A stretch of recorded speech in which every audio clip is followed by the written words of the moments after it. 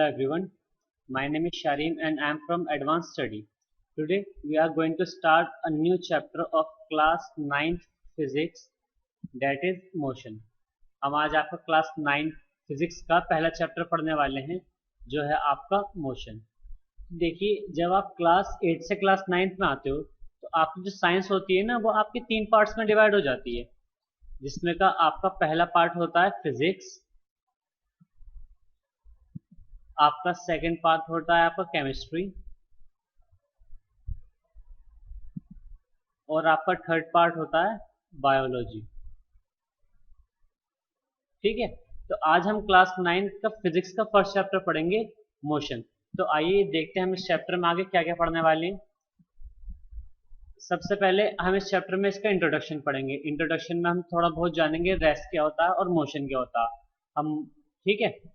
और फिर हम पढ़ेंगे इसमें आपका रेस्ट और मोशन को डीप में पढ़ेंगे, इनकी हम एग्जैक्ट डेफिनेशन देखेंगे होती क्या है।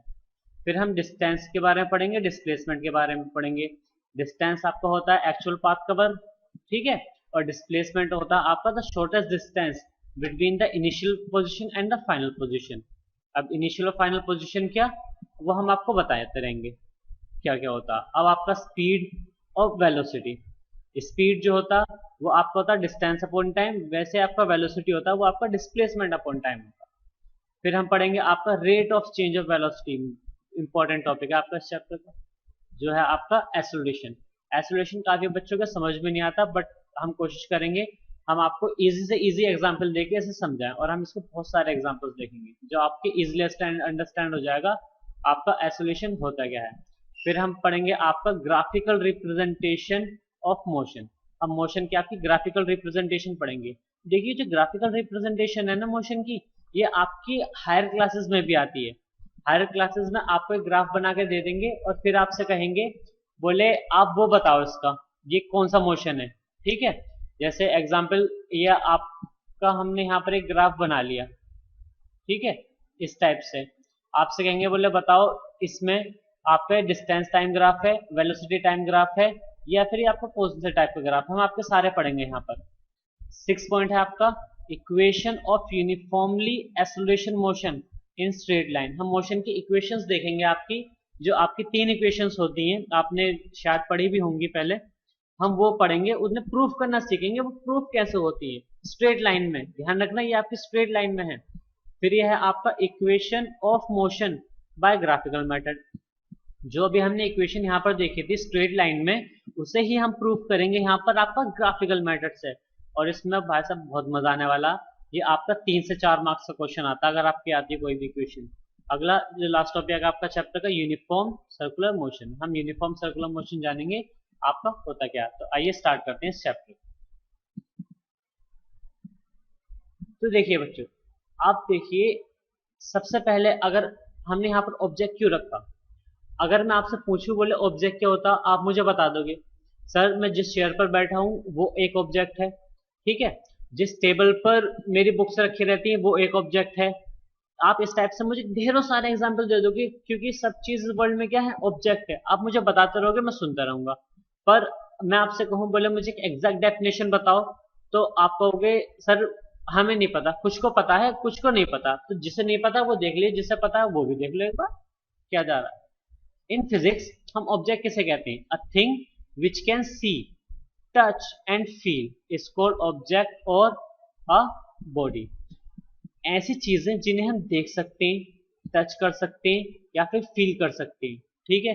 जैसे एग्जांपल ले अगर हम इसका, तो आपके जो चेयर रखी थी जिस पर आप बैठते हो, आप उसे टच कर सकते हो, ठीक है, आप उसे देख सकते हो, बोले हाँ भाई ये एक चेयर है, और आप उसे फील भी कर सकते हो, ठीक।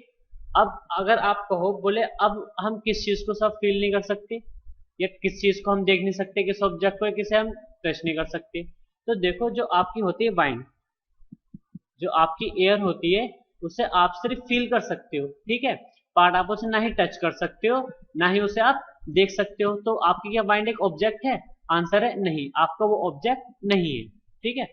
तो आई थिंक आप समझ गए होंगे आपके ऑब्जेक्ट्स क्या होते हैं। तो देखिए ऑब्जेक्ट्स जो होते हैं ना आपके, हमेशा इस यूनिवर्स में 2 ऑब्जेक्ट्स में पाए जाते हैं। Objects are found either at rest or in motion. जो आपके ऑब्जेक्ट्स होते हैं वो आपके रेस्ट में पाए जाते हैं या फिर किस में पाए जाते हैं, जल्दी बोलो। हाँ गुड, मोशन में। ठीक है। अब हम देखते हैं आपके ऑब्जेक्ट्स कितने टाइप के होते हैं। जैसे अभी हमने ऊपर देखा, दो पोजीशन में पाए जाते हैं, either at rest or in motion.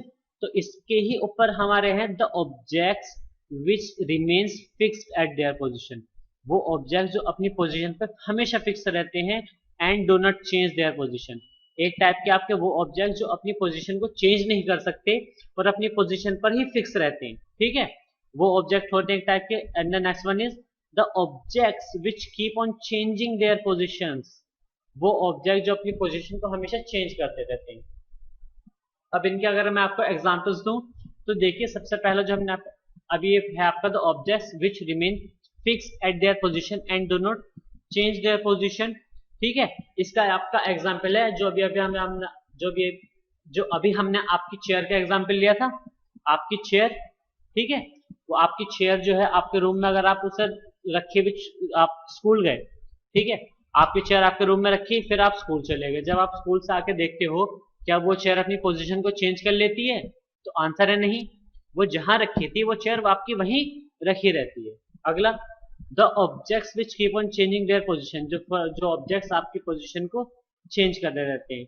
देखिए इसका एग्जांपल है, जब आप स्कूल, अपने घर से आप स्कूल गए थे, तो आपने देखा होगा आपके घर के सामने कोई पेड़ होगा तो उस पर बर्ड बैठी रहती है, बैठी रहती है भाई, उस पर बर्ड बैठी रहती है। फिर जब आपने आके देखा होगा तो उस पर आपको कभी कभी होता है बोले बर्ड नहीं मिलती, कभी कभी का जनरली होता है, उन्हें खाना वाना ढूंढना पड़ता, तो उस पर बर्ड नहीं होती। एक टाइम को आपकी बर्ड बैठी थी, फिर अगले ही टाइम को वहां पर वो बर्ड नहीं थी। तो इसका मतलब है उस ऑब्जेक्ट ने अपनी पोजीशन को क्या कर लिया, चेंज कर लिया। ठीक है, तो ये आपका मोशन का एग्जाम्पल था।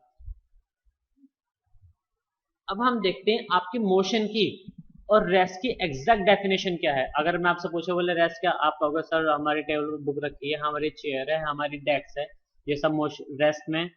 अगर मैं आपसे कहूँ एक फिक्स डेफिनेशन बताओ, क्योंकि आपको जब एग्जाम में लिखना पड़ेगा, आप एग्जाम पे कौन सा लिखोगे, एक फिक्स डेफिनेशन भी चाहिए भाई। तो आइए हम देखते हैं फिक्स डेफिनेशन क्या है। A body is said to be at rest. वो बॉडी आपकी रेस्ट में कही जाएगी if it does not change its position with respect to a fix point. इसे ध्यान से देखना, a fix point in its surrounding, ये वर्ड भी आपका इन इट्स सराउंडिंग।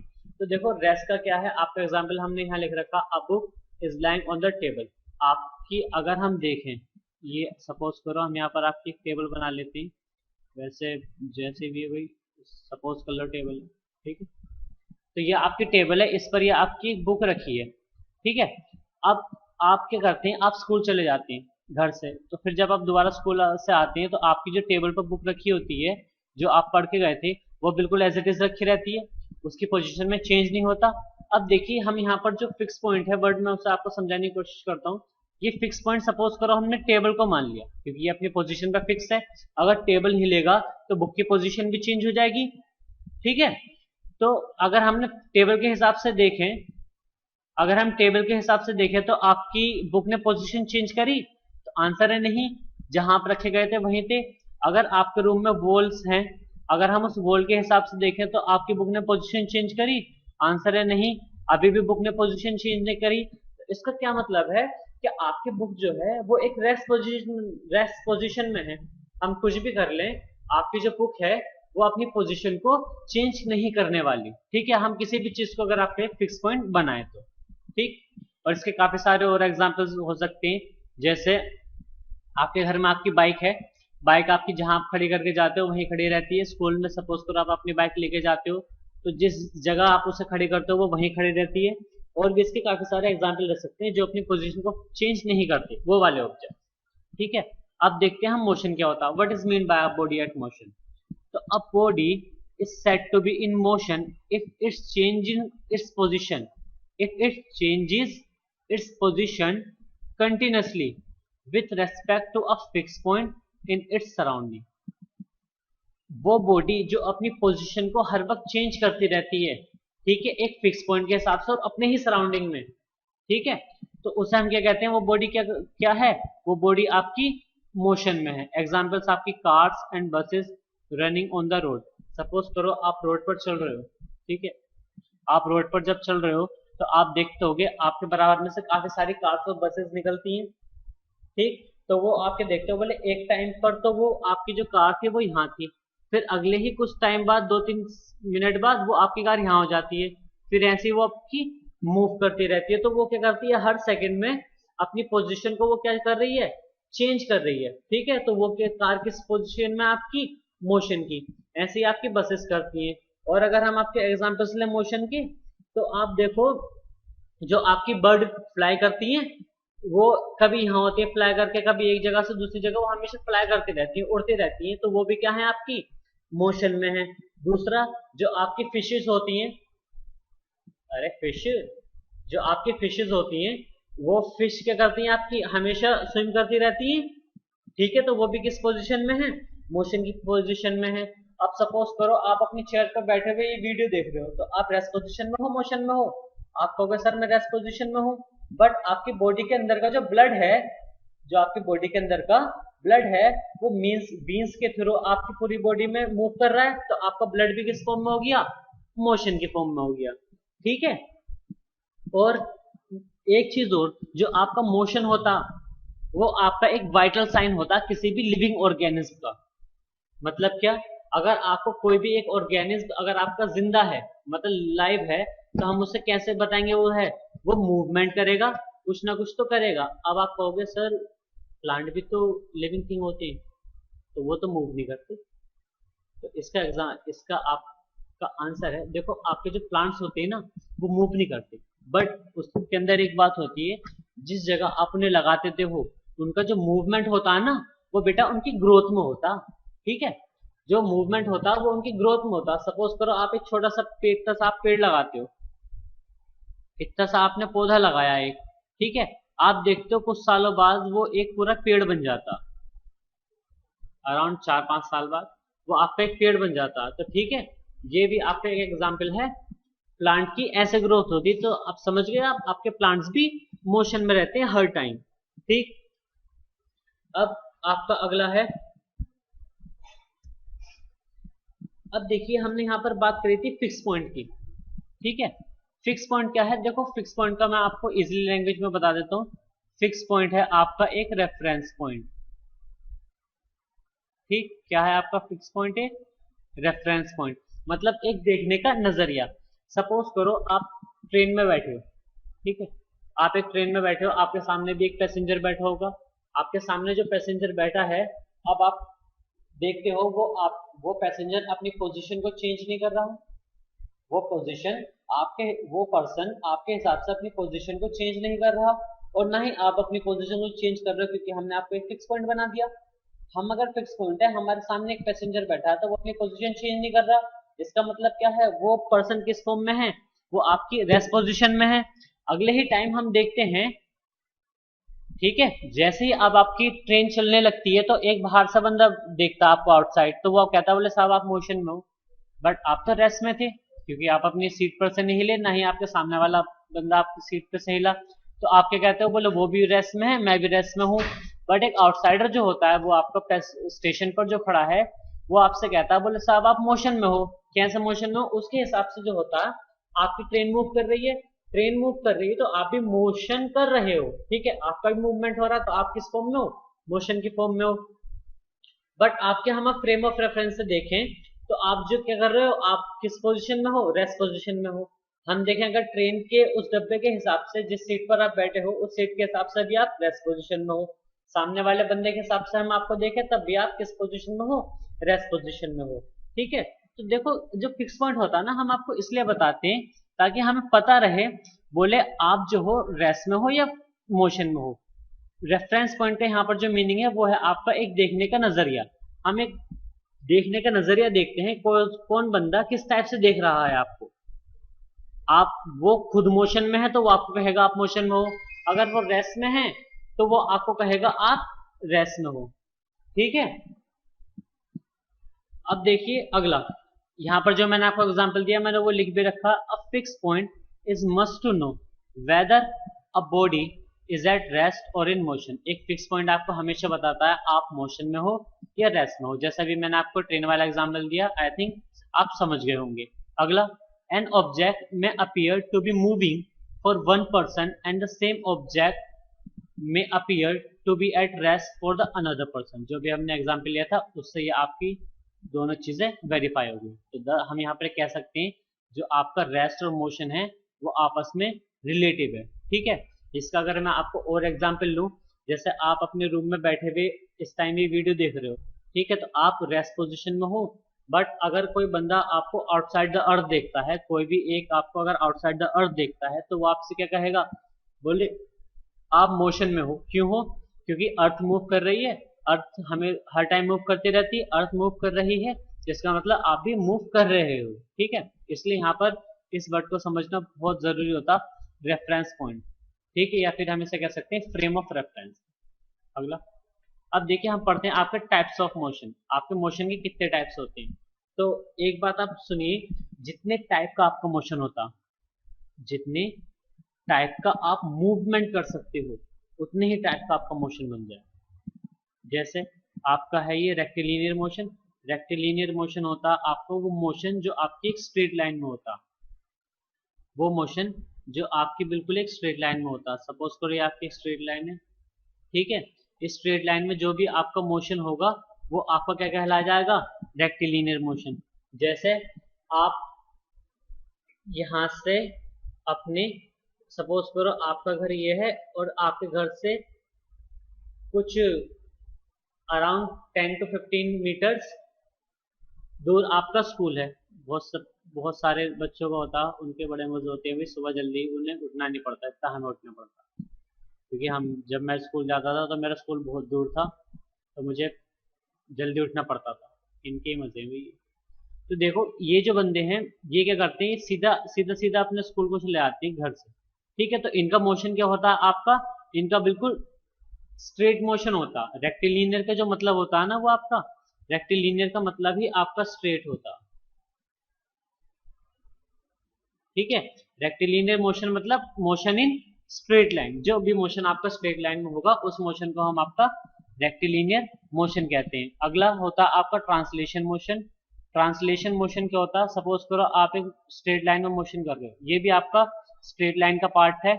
आप सपोज करो यहाँ पर आपकी बाइक है, ठीक है, आप इस बाइक पर बैठ के अपने घर से दोबारा से स्कूल जाते हो। ठीक है, आपका घर इनसे थोड़ा दूर है, अराउंड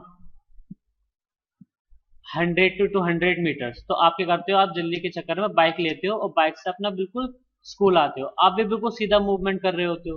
ठीक है, तो आपका एक पोजीशन से दूसरी जगह, दूसरी पोजीशन पे क्या हो जाता है, आपका ट्रांसफर हो जाता है। तो इसलिए क्या है आपका ट्रांसलेशन मोशन। अगला जो है आपका सर्कुलर मोशन।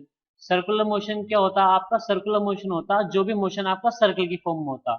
जैसे सपोज करो आप जब पार्क में जाते हो तो एक यहाँ पर इस टाइप से सर्कल में एक स्टैचू बना हुआ होता, यहाँ पर कोई बना देते, बहुत सारे पार्क्स में मैंने देखा है। तो कुछ लोग क्या करते हैं, इसके अराउंड ही वो करते हैं, अपना रनिंग करते रहते हैं। ठीक है, या फिर एक पार्क इस टाइप से होता आपका, जो भी सर्कुलर पार्क होता उसमें वो राउंड लगाते रहते हैं, जॉगिंग करते हैं।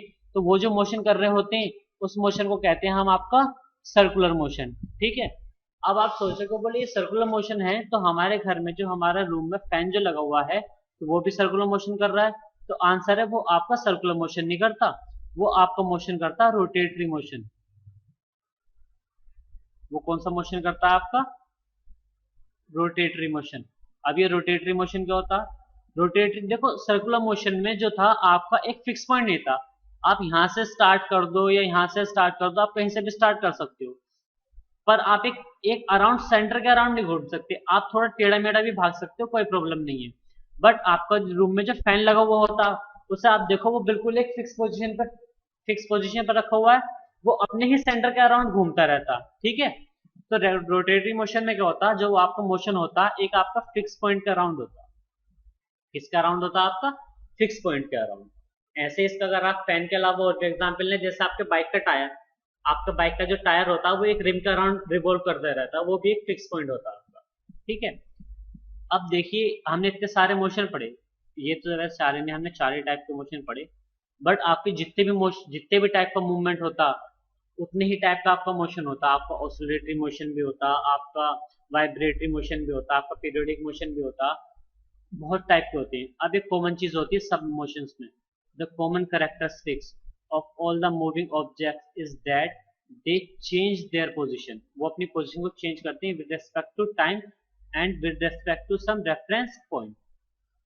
जितने भी टाइप का आपका मोशन होगा उन सब मोशन में एक चीज कॉमन होगी, वो चीज ये कॉमन होगी क्या, वो जितने भी टाइप का मोशन करेंगे, वो जैसा भी मोशन करेंगे, मोशन में एक कॉमन कैरेक्टरिस्टिक है, वो अपनी पोजीशन को टाइम के हिसाब से जरूर चेंज करेंगे, या फिर वो एक फिक्स पोजीशन के हिसाब से एक रेफरेंस पॉइंट के हिसाब से जरूर ही चेंज करेंगे, तभी उनका वो मोशन माना जाता है। ठीक है, तो अब देखिए हम यहाँ पर दो क्वांटिटीज के बारे में पढ़ते हैं। फिजिक्स में जो होती है ना, वो आपकी बहुत टाइप की क्वांटिटीज होती हैं, पर उन सब क्वांटिटीज का एक नाम होता, सब क्वांटिटीज को हम कहते हैं आपकी फिजिकल क्वांटिटी। ठीक, फिजिकल क्वांटिटी आपकी बहुत टाइप की होती है, आपकी लेंथ है, मास है, टाइम है, इन सब क्वांटिटीज को हमने क्या करा, दो क्वांटिटीज में वो कर दिया इनिशिएट, दो क्वांटिटीज में हमने इंक्लूड कर दिया। वो क्वांटिटीज क्या है आपकी, दो, पहली क्वांटिटी होती है आपकी स्केलर क्वांटिटी, ठीक है, and the second word is vector quantity. Scalar quantity and vector quantity, ये वर्ड आपको बहुत सुनने मिलता है और काफी सारे बच्चे इन वर्ड्स में कंफ्यूज भी होते हैं, बोले हमारी स्केलर क्वांटिटी कौन सी होती है और हमारी वेक्टर क्वांटिटी कौन सी होती है। तो देखिए, a physical quantity which is described completely by its magnitude and is called a scalar quantity। वो क्वांटिटी जो सिर्फ डिस्क्राइब हो, कंप्लीटली डिस्क्राइब हो अपने सिर्फ मैग्नीट्यूड पर, ठीक है, उसे हम कहते हैं आपकी स्केलर क्वांटिटी। जैसे मैं आपसे कहूँ, बोले आप मुझे 5 किलो, जैसे आपके घर पर आपकी मम्मी आपसे कहती होंगी, बोले बेटा आप 5 kg शुगर ले आओ, तो आप वहां पर जो शॉपकीपर होता है उससे जाकर कहते हो, बोले आप हमें 5 kg शुगर दे दीजिए, तो आप वो 5 kg शुगर लेके आ जाते हो, आपको उसमें कोई परेशानी होती है, नहीं होती बिल्कुल भी, ठीक है।